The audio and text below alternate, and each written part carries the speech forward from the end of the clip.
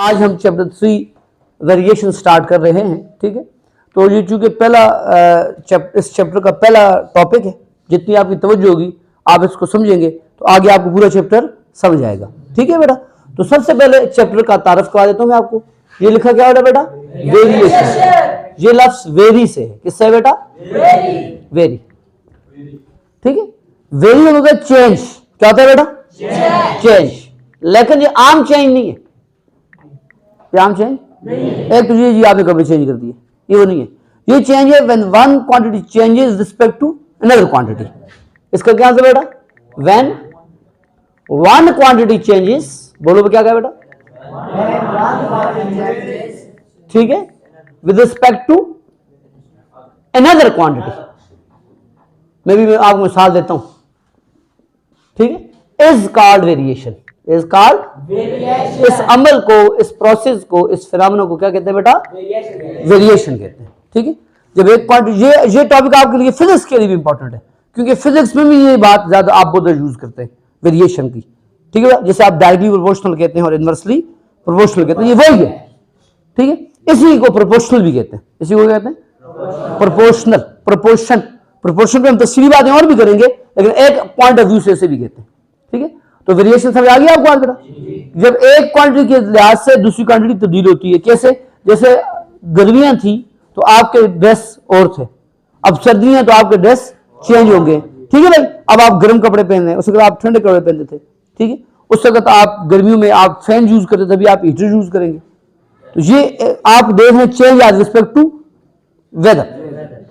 चला इसलिए बेटा फिजिक्स के अंदर, मैथ्स के अंदर भी एक क्वांटिटी के लिहाज से दूसरी क्वांटिटी चेंज हो तो उसे वेरिएशन कहते हैं। क्या कहते हैं? जैसे मिसाल के तौर पे अगर एक पेन 20 रुपए का, एक पेन तो आप 2 लें तो कितने को होगा? 3 लें तो कितने को होगा? 60। देखा, आप जो पेनों की तादाद बढ़ा तो पैसे भी बढ़ रहे हैं। तो ये पेनों की तादाद के लिहाज से पैसों में तब्दीली आ रही है, पैसों में तब्दीली आ रही है। ऐसे ही बेटा अगर मिसाल के तौर पे आप यहां से मानसरा बाइक पे जाते हैं, ठीक है, और लेट्स सपोज दैट आप 30 किलोमीटर पर आगे स्पीड से जाते हैं और आपके 2 घंटे लगते हैं। कितने घंटे लगते हैं? 30 किलोमीटर पर आगे स्पीड से जाते हैं, कितना टाइम लगता है? 2 घंटे। लेकिन अगर आप इसी बाइक पे 60 किलोमीटर पर आगे स्पीड से जाते हैं तो फिर कितना टाइम लगेगा?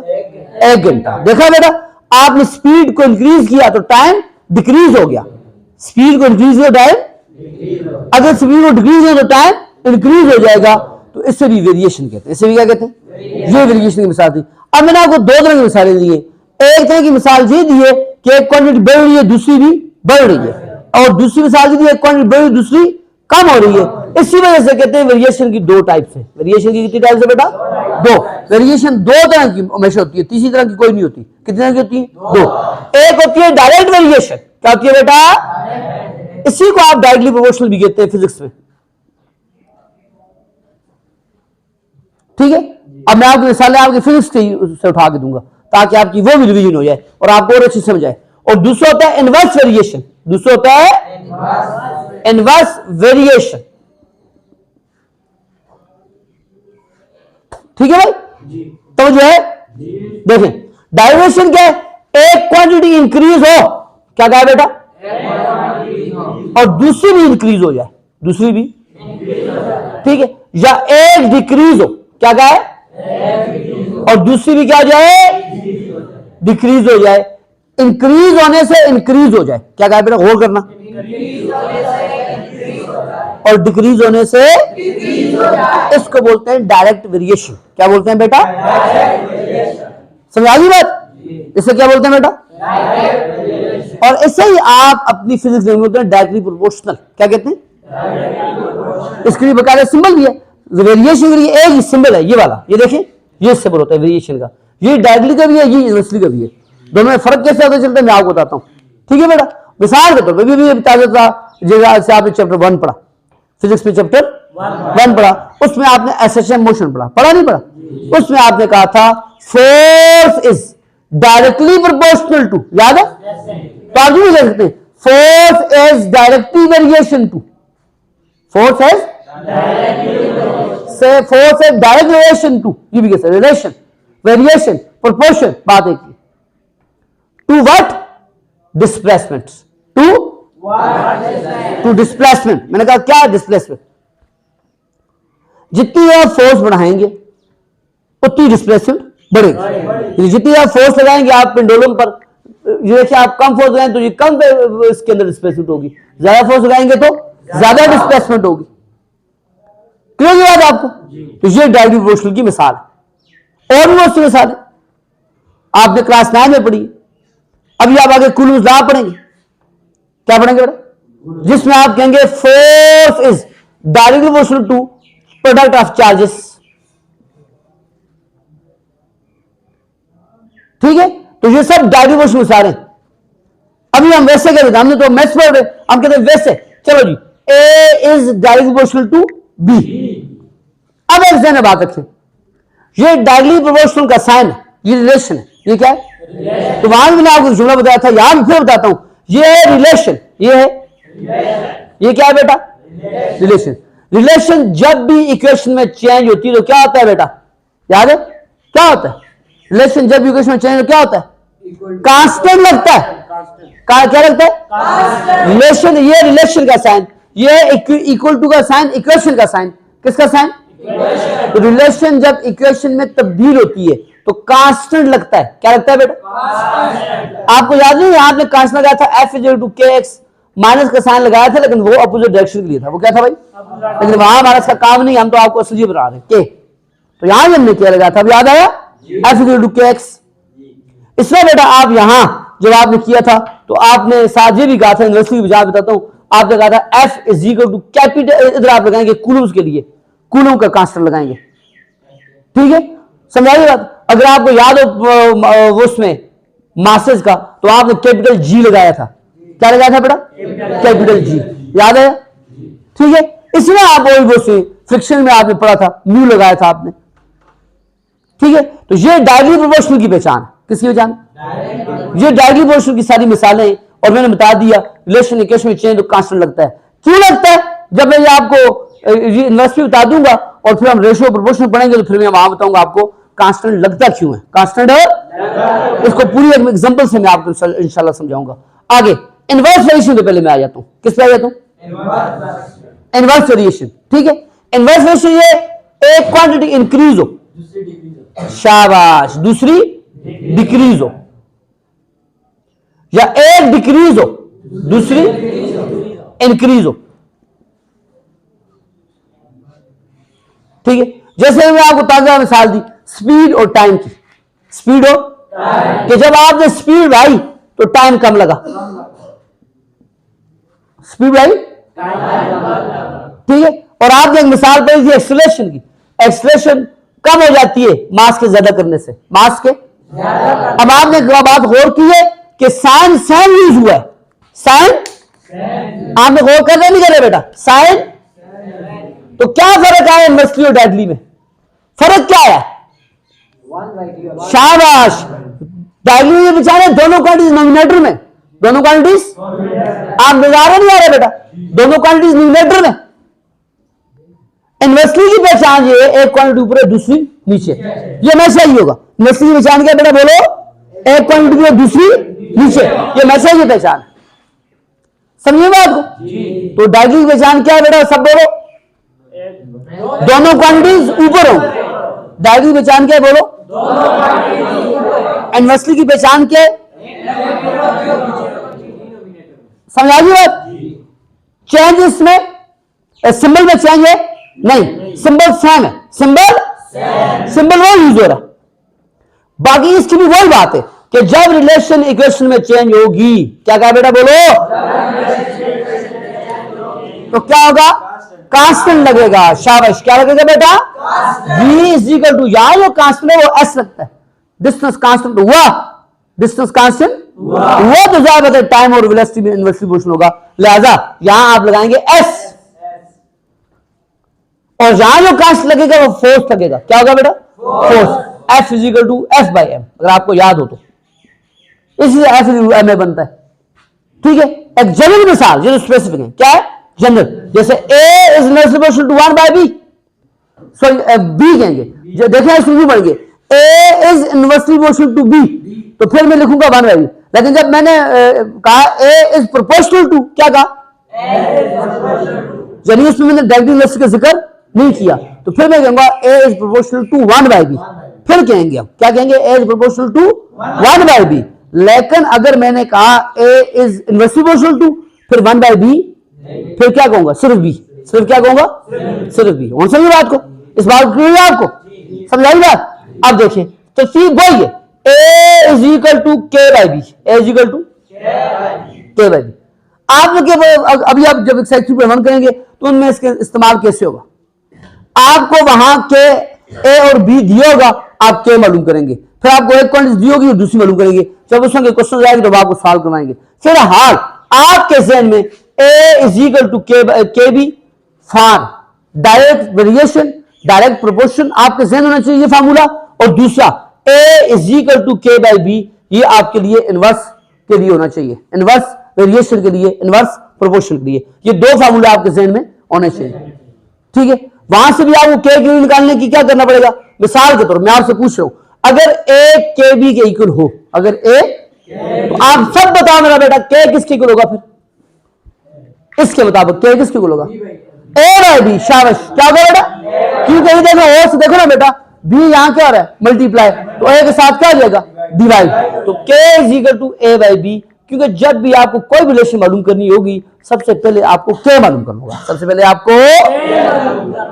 और अगर आपको यहां k की वैल्यू फाइंड करनी हुई, a is equal k/b, k/b, तो फिर k की वैल्यू क्या होगी, शाबाश शाबाश शाबाश, बहुत अच्छा बेटा, k is equal to a, k is equal to a, क्योंकि k आपके लिए इंपॉर्टेंट होगा। सबसे पहले k से कांस्टेंट, आप कांस्टेंट फाइंड करेंगे, फिर आपको a मालूम करना, b मालूम करना मुश्किल नहीं होगा। इसलिए आपको ये फार्मूले ज़हन में रखना, मुश्किल तो नहीं है, इसलिए मुश्किल नहीं है कि आप इनको फिजिक्स में इस्तेमाल करते आए हैं, ठीक है भाई। अब हम आ जाते हैं अगला टॉपिक, इसी के साथ इनका ताल्लुक है, इसी वेरिएशन का इस टॉपिक का ताल्लुक है, ठीक है। अब हम आ जाते हैं इसके अगले टॉपिक पर।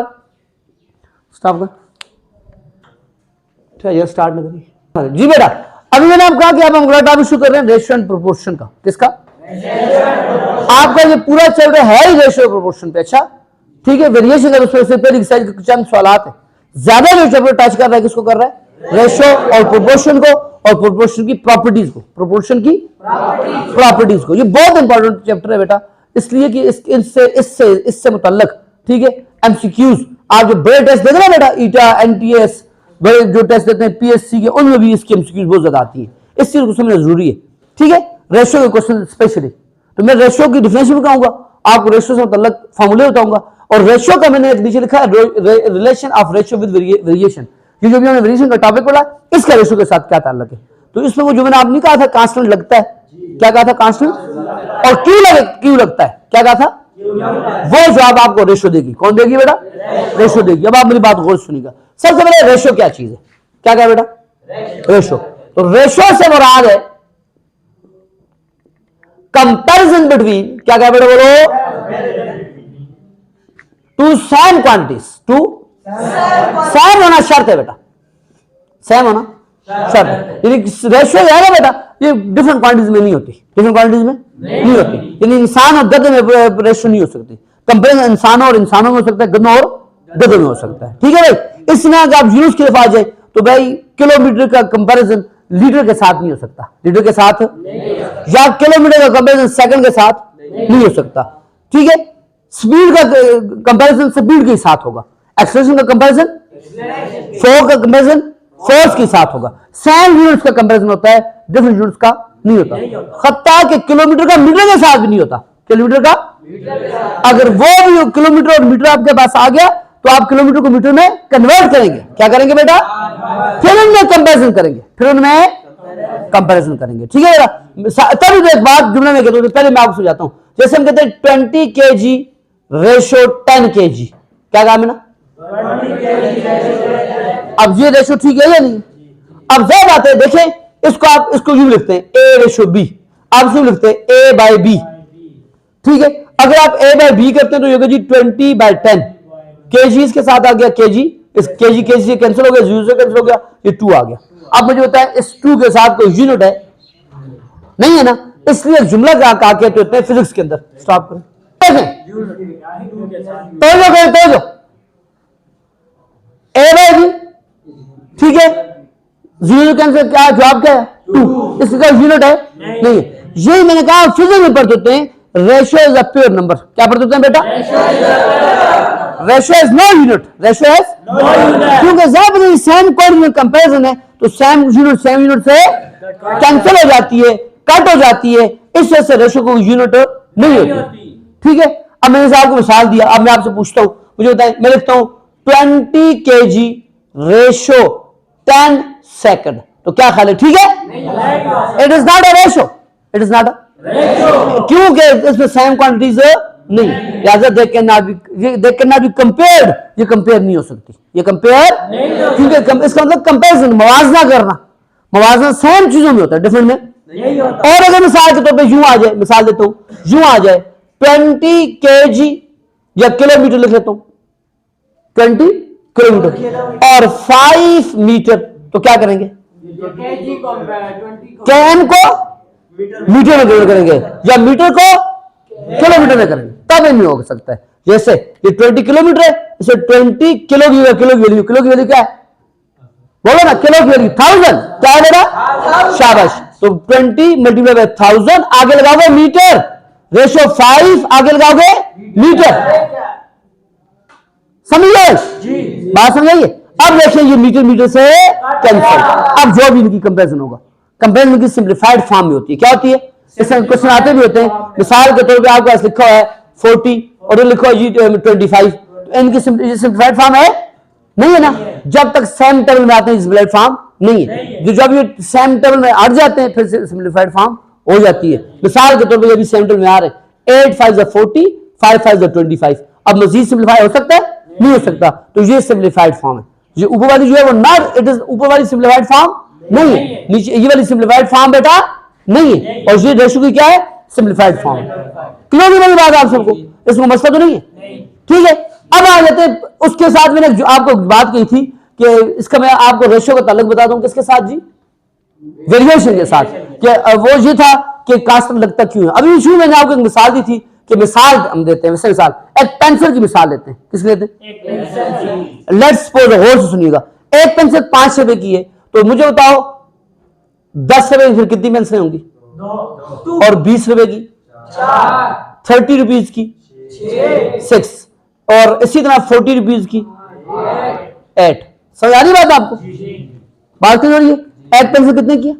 5, तो 10 रुपए की 20, 30, आप गौर कर रहे हैं बात पे?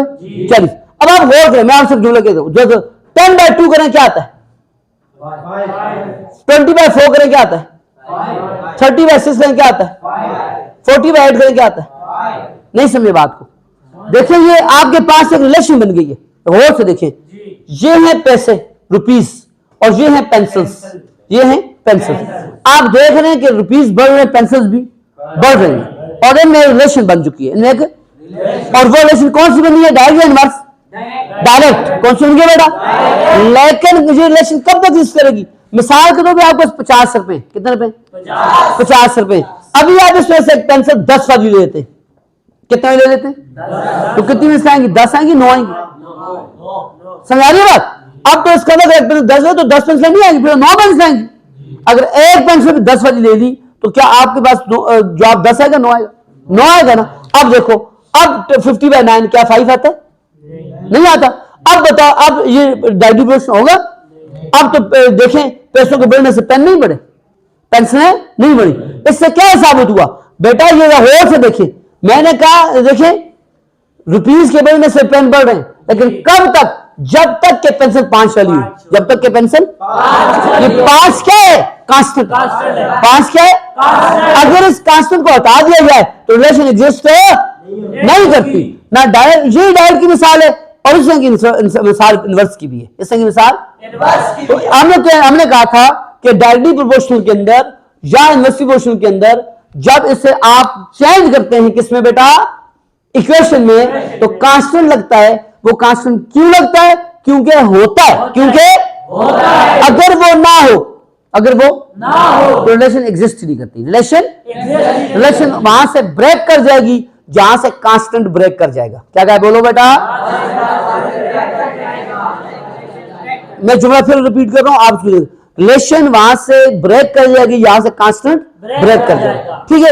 इसलिए किसी रिलेशन की एग्जिस्टेंस के लिए, किसी रिलेशन के लिए कांस्टेंट का होना जरूरी है, कांस्टेंट का होना जरूरी है। अब फिजिक्स में आपने पढ़ा हुआ है वो कांस्टेंट या तो एक क्वांटिटी होती है, या तो एक क्वांटिटी होती है, या एक पेयर नंबर होता है, या एक पेयर, जैसे F is equal to mu है ना, आपने फ्रिक्शन का पढ़ा था, mu is coefficient of friction, ये म्यू एक पेयर नंबर है, ये म्यू एक पेयर नंबर है। या आपने अभी भी ताजा मैंने आपको पढ़ाया V is equal to S by T, तो अब S एक क्वांटिटी है, S एक क्वांटिटी है, ठीक है।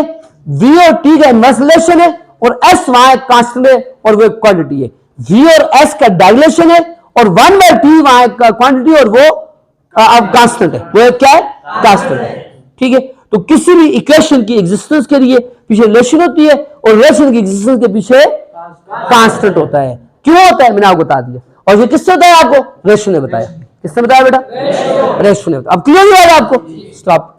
अब देखिए, अब मैं आपको रेशो से मतलब एक बात तो मैंने आपको बता दिया, प्योर नंबर है, इसकी डिफिनेशन क्या है, इसके अंदर सेम यूज करना मस्त है, इसकी सिंप्लीफाइड फॉर्म क्या है, ये क्या 3.1 में यूज करेंगे, ठीक है ना। अब रेशो से मतलब एक फार्मूला जिससे मतलब बहुत क्वेश्चन आते हैं, ठीक है भाई। मैंने आपको कहा ईटा एनटीएस और ये केपीपीएससी के जो एमसीक्यू होते हैं उसमें ये छोटी छोटी एग्जांपल्स आती हैं। अब मिसाल देता हूं मैं आपको कि मैं कहता हूं जी 500 रुपीज है, कितने रुपीज है, हाँ जी। तो ये आप क्या करें जी, दो बंदों में 3:2 में डिवाइड कर लें, 3:2 में 3 और 2 की रेशो में डिवाइड कर लें दो बंदों में। एक बंदे का नाम ए रख लें, दूसरे बंदे का नाम बी रख लें। समझ आ रही बात, कितने रुपीज है, कितने कितने तकसीम करना है, दो बंदों में, दो बंदे कौन है, ए और बी, किस रेशो में तकसीम करना है, 3 और 2, ठीक है ना। इसके लिए फिर फार्मूला होते हैं, सबसे पहले आप क्या करते होते हैं, सम ऑफ रेशो निकालते हैं। क्या निकालते हैं बेटा, SUM, बहुत जरूरी है, इसको सीख लो, इससे आगे मतलब क्वेश्चन है, सम ऑफ रेशोज, ठीक है। तो वो क्या है, 3 + 2 = 5, ठीक है। अब मिसाल करना है, एक ऐसा निकालना है, क्या करना है, शेयर ऑफ ए, एक ऐसा निकालना है, प्रॉफिट ऑफ ए का प्रॉफिट निकालना है, वहां जो भी लफ्ज होगा, ठीक है, समझ आई बात। तो अब आपने एक ऐसा निकालना है, तो आप लिखेंगे शेयर ऑफ ए, क्या लिखेंगे, ए का हिस्सा, यानी ए कितने पैसे लेगा, 500 में से, ठीक है। उसका फार्मूला है रेशो ऑफ ए, क्या है बेटा बोलो, अब ये बहुत इंपॉर्टेंट फार्मूला है, इसको भूलना नहीं है, और ये नया फार्मूला भी नहीं है, क्लास 6 से आप ये फार्मूला पढ़ते हैं। Ratio of A divided by sum of ratio, divided by sum of ratio multiply by total, multiply by total, ये फार्मूला है।